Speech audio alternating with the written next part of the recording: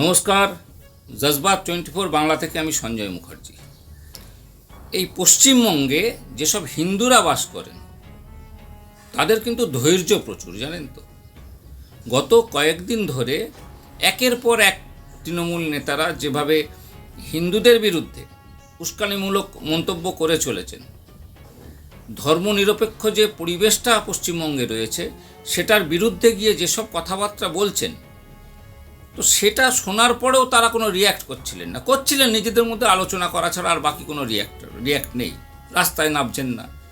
কিন্তু গতকাল কলকাতা পৌরসভার সামনে বাংলা পক্ষ থেকে কিন্তু বিক্ষোভ দেখানো হয়।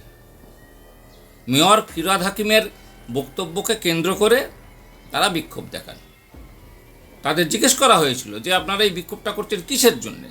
তারা তখন বললেন গত কিছুদিন আগেই উনি একটা মন্তব্য করেছিলেন, ইসলামে যারা জন্মগ্রহণ করেনি তাদের নাকি জন্মই বৃথা। কয়েকদিন আগে তো কাল না পরশু দিনই একটা অনুষ্ঠানে মন্তব্য করেছিলেন উনি যে এরপরে ভারতবর্ষ পশ্চিমবঙ্গ মুসলিমরাই শাসন করবেন। ওনারা কি করতে চাইছেন বলুন তো। আরেক মন্ত্রী তো সিদ্দিকুল্লাহ চৌধুরী, তিনি তো বলেই চলেছেন হামদো হামারা দো, উনি মানেন না হামদো হামারা চার। একই ভারতবর্ষ এখন পৃথিবীর সব থেকে জনবহুল, জনসংখ্যায় বেশি এমন একটা দেশ। ওনারা সংবিধান মানবেন না, ভারতবর্ষে থাকবেন, ভারতবর্ষের সংবিধান মানবেন না।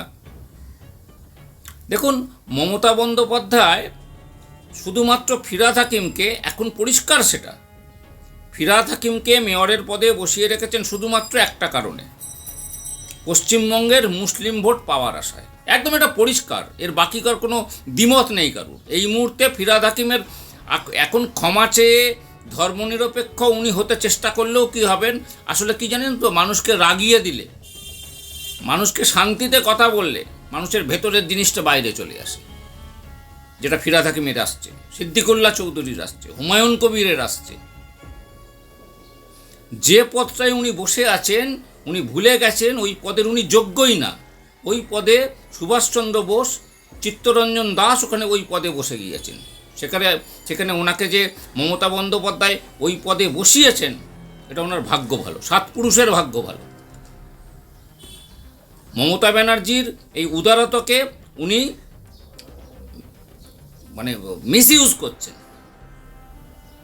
উনি পারতেন ওই পদে বসে জাত ধর্মের উপরে উঠে আরও ভালো সার্ভিস দিতে, মানুষকে আরও ভালো পরিষেবা দিতে পারতেন।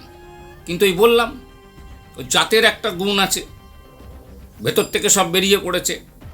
ওনারা খান এখানকার, পড়েন এখানকার, সব কিছু করেন এখানকার, কিন্তু মুশকিল ওই ওনাদের মাথায় তুলে রাখুন যত বড় বড় পদে দিন, ওই গল্প ওই একই জায়গায়। ধর্ম ছাড়া উনি কিছু বোঝেন না।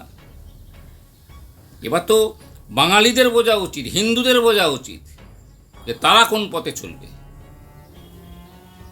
আমরা চাই সব ধর্মের মানুষ এখানে মিলেমিশে থাক, যেটা মমতা ব্যানার্জিও চান। এবং গতকাল এটা হওয়ার পর, এই বক্তব্য বলার পর সঙ্গে সঙ্গে তৃণমূল কিন্তু জানিয়ে দিয়েছে যে ফিরহাদ হাকিমের বক্তব্য তৃণমূলের বক্তব্য না, দল সেটা চায় না।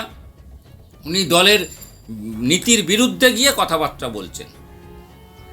আমরা এই মুহূর্তে পশ্চিমবঙ্গের যারা শুভ বুদ্ধিসম্পন্ন মানুষ, তারা এই মুহূর্তে ফিরহাদ হাকিমকে মেয়রের পদ থেকে সরানোর দাবি রাখছি, এবং সরিয়ে দিয়ে তার এই উস্কানিমূলক মন্তব্যের জেরে একটা সাধারণ মানুষ হলে তার বিরুদ্ধে যা যা ব্যবস্থা নিতেন, আমরাও এই জজবাত 24 বাংলার পক্ষ থেকে একই দাবি রাখছি। মুখ্যমন্ত্রী, আপনি একটু জনগণের 2026-এ ভোট, আপনাদের কিন্তু শুধুমাত্র মুসলিমরা ভোট দেয় এমন নয়, অনেক হিন্দুরাও ভোট দেন। তাদের দিকে চিন্তা করে আপনারা, আশা করব যে এই সব বিতর্কিত মন্তব্য যারা করছেন তাদের বিরুদ্ধে যথাযথ ব্যবস্থা নেবেন। একটু চিন্তা করবেন। নমস্কার, ভালো থাকবেন।